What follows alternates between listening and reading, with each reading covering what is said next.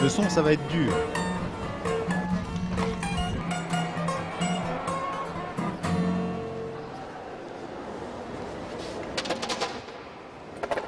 Alors ici, j'ai un plateau avec du sable mouillé. Alors on va le remouiller un petit peu, qu'il soit bien liquide.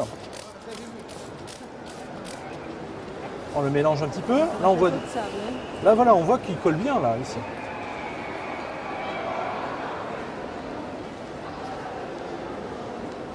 Voilà. Alors que va-t-il se passer si maintenant je fais vibrer mon sable mouillé? Il va casser, ouais.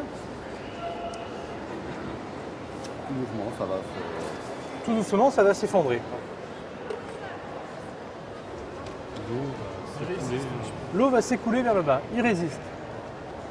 On va faire l'expérience, hein.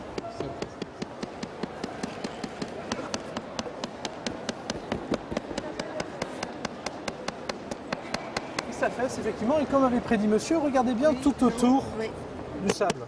Oui. Des fissures là.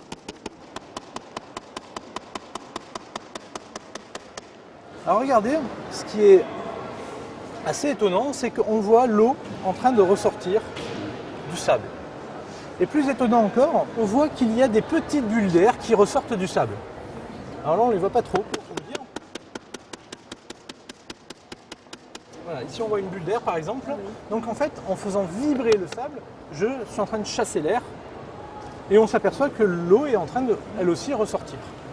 Alors ici, le phénomène que je viens de vous montrer, c'est un phénomène qu'on appelle la dilatance de Reynolds. Alors la dilatance de Reynolds, pour vous l'expliquer encore une fois avec des gros grains, mais des balles de ping-pong, quand on mélange le sable avec donc de l'air et de l'eau, quand je pétris mon sable, eh bien les grains vont se mettre dans cette position ici, comme ceci. Et là on voit qu'on a eh bien, de la place pour mettre un petit peu d'eau entre les grains, pour exercer leur tension capillaire, et surtout beaucoup de place entre les grains pour mettre une jolie bulle d'air. Lorsqu'on va vibrer notre sable, eh bien on va rapprocher ces deux grains, et là on va minimiser l'espace entre les grains.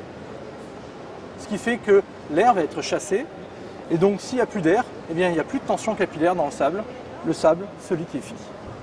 Alors là, je voudrais, donc maintenant que je vous ai expliqué la dilatance de Reynolds, je vais vous montrer un phénomène que vous connaissez tous à la plage. Vous savez, quand la vague vient juste effleurer le sable est bien mouillé, on appuie très fort avec le pied. Et là, alors j'ai bien mouillé mon sable, voilà, ici le sable est bien mouillé, et j'appuie avec le pied. Et là on s'aperçoit qu'on sèche le sable. Et une fois qu'on a bien séché le sable en appuyant, on le fait vibrer. On tapote dessus, et en tapotant, on s'aperçoit que le sable devient liquide. On vient de reliquéfier le sable. Et bien quand vous faites ça à la plage, vous faites une dilatance de Reynolds. Eh bien merci de votre attention, je vous souhaite une bonne après-midi à tous. Merci beaucoup. Au revoir. Merci.